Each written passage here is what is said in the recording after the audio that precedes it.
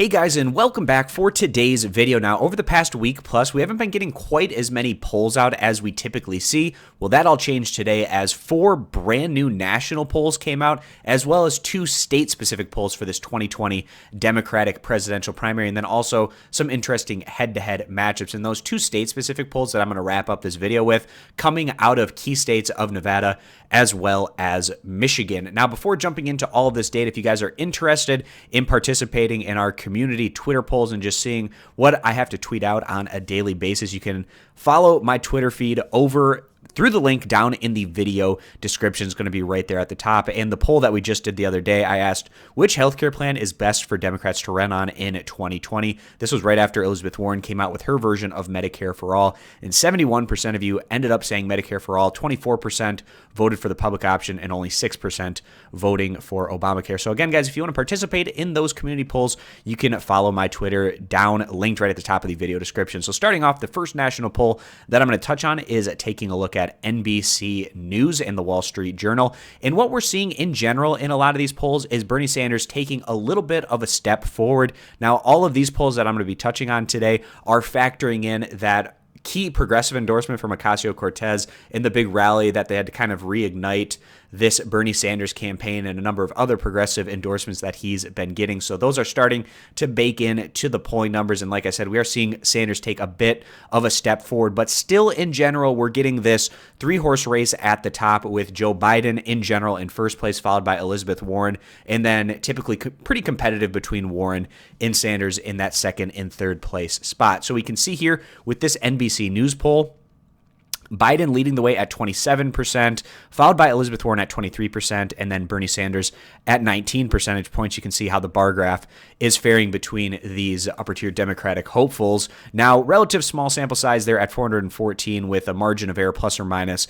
nearly 5 percentage points. So take this one with a little bit of a grain of salt, just given the fact that it is a little bit lower, especially for a national poll in terms of the overall sample size. But when you average all these polls together, you're actually getting somewhat in the similar range between them. So that is also something to keep in mind as well when taking a look at these numbers. When you average all the polls together, you're likely going to get a better result than just taking specific cherry-pick numbers from here and there. So going through and taking a look at the rest of this poll, we have Pete Buttigieg at 6%, Amy Klobuchar, a little bit better of a poll for her than we generally see, up there at 5%.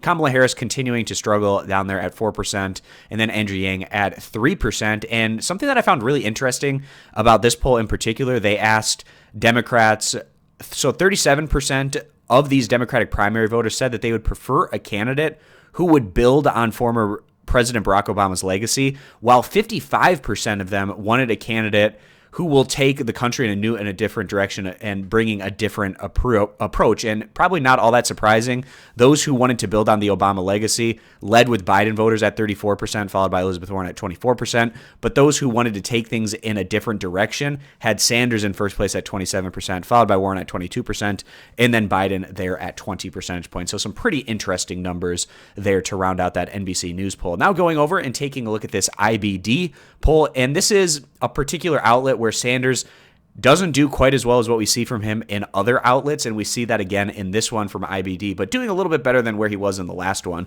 So in October, the last IBD poll that we got, Warren was actually in first place at 27%, followed by Biden at 26%, and then Sanders was down there at 10%. What we're seeing in this November poll, Biden reclaiming his spot in first place up to 29%, Warren taking a little bit of a step back to 23%, and then Bernie Sanders gaining 3 points from where he was in October back up to 13 percentage points. And we see their head-to-head matchups against Trump where all of these upper-tier Democratic hopefuls doing a little bit better. Biden has a 10-point lead coming up from a 7-point lead. Elizabeth Warren has an 8-point lead over Trump where she was at a 2-point lead last month. And then Bernie Sanders last month was at a 3-point lead. Now he's at a 7 percentage point lead. And this doesn't surprise me, given the fact that Trump right now, there's a lot of negative news about him in the press. And a lot of that is tied, of course, with the situation that we have with this impeachment inquiry. So with a lot of negative press surrounding Donald Trump and his administration, probably not too big of a surprise here to see some of these Democrats doing better in their head-to-head matchup with Trump than where we were seeing them last month. Now moving over to the Fox News national poll numbers. This is actually the highest that we've seen Sanders in a Fox News poll since all the way back in March. gaining a couple points from where he was.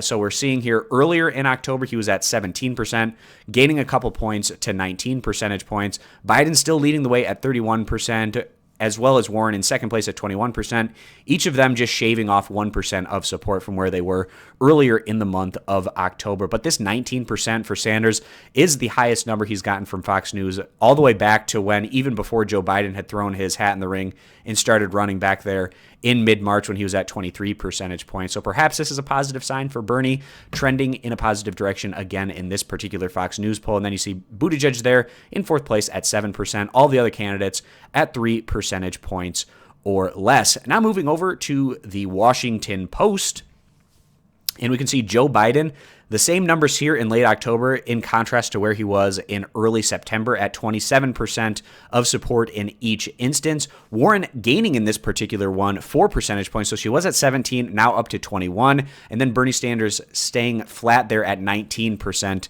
of support in the Washington Post numbers. And something interesting also that they asked here is who would be your second choice? Now, in general, the second choice that we typically see, Biden does pretty well with a lot of these, as well as Elizabeth Warren. But in this one in particular, Bernie Sanders actually leads the way among second choice of voters at 21%, followed by Elizabeth Warren at 18%, and Joe Biden at 15%. And I'm going to be keeping my eye on this because Joe Biden, it seems like he's doing less as impressive with these second choice numbers compared to where we had seen him just a couple of months ago or earlier on in the process. We actually just saw a recent Iowa poll as well that came out where Warren was in first, Bernie was in second, followed by Pete Buttigieg, and then Biden was in fourth, but close among all the top four individuals. But that was another one of those polls where Biden was doing significantly worse in the second choice option as well. And in this one, with a national poll, we're seeing him down there at third place in terms of the second choice among these individuals. So I'm going to continue to keep my eye on that to see if this is an area where Joe Biden is continuing to see a little bit more weakness than where he had been coming from. So those are the 4 national polls that I wanted to take a look at. Now, 2 state-specific results, looking at Nevada as well as Michigan.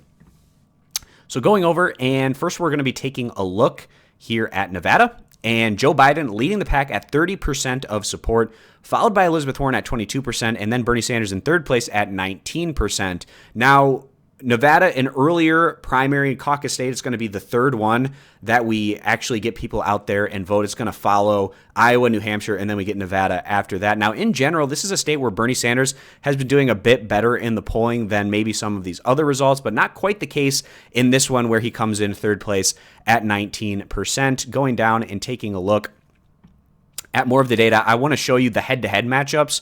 So what's fascinating about this one is when you're just looking at the Democratic primary voters, Sanders was in third place, but when you're factoring in independents as well as Republicans in the head-to-head matchup between Trump and Sanders, Bernie Sanders actually just a little bit stronger of a 50% support, just getting past Trump, but very close, obviously, but still the strongest of the candidates when we look at Biden losing to Trump by 2 points and Elizabeth Warren losing to Trump by 2 percentage points as well. So some interesting numbers there. And now moving on to the last poll that I wanted to touch on, that's coming out of the state of Michigan. And when we look back at 2016, this is where Bernie Sanders vastly outperformed what the polls were saying. That's something to keep in mind. There's a lot of love for Bernie Sanders and his populist message in the state of Michigan, especially in a lot of these poor rural white communities is where Bernie Sanders got a lot of his vote share in his matchup against Hillary Clinton, where Clinton did a bit better in the city center areas.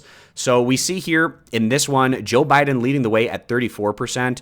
Also Sanders very strong in this one, up there at 28% of support. And then Warren in third place at 19%, followed by Pete Buttigieg at 8 percentage points. And looking at where these numbers have changed in Michigan from the prior Emerson poll, Biden shrunk. He was at 40%. Now he's down to 34%, so taking 6 points back, while Sanders gained 5 points from the prior Emerson Michigan poll. He was at 23%, now up to 28%. And also Elizabeth Warren showing some more strength where she was at 11 percentage points, now up to 19%. And Kamala Harris taking the biggest step back where she was at 12 percentage points, now all the way back down to just 3% of support. And when we take a look at the demographics breaking up by age range, the 18 to 29 continuing to be very strong for Bernie Sanders, getting 73% of that vote. Then we have 30 to 49-year-olds have both Warren as well as Sanders at 28%. And then voters over the age of 50, Bernie Sanders continuing to struggle with that demographic at just 10%, while Biden is just raking it in at 53% of that voter demographic over the age of 50. And now looking at the head-to-head, we see Bernie Sanders with an extremely strong 14 percentage point lead over Trump. And this is, again, not just factoring in those Democratic primary voters, but also the independents as well as the Republicans. And we're seeing extremely strong numbers from Bernie Sanders in this one with that 14 percentage point lead. Biden with some strong numbers as well with a 12 percentage point lead, and then Warren a little bit closer, but still a solid 8 percentage point lead. But if you're Bernie Sanders, these two Emerson polls, even though you're not first place in the Democratic primary, you have to feel pretty good that you're doing the best in the head-to-head against Trump, in contrast to Biden as well as Warren. So those were the 6 polls that I wanted to touch on in today's video. If you're interested in looking at any of this data for yourself, I'll have links posted down in the video description. I appreciate you guys stopping by, and I'd love to hear what you guys have to say about these polls for yourselves down in the comments section. I hope to see you guys back here for my next video, which will come out tomorrow.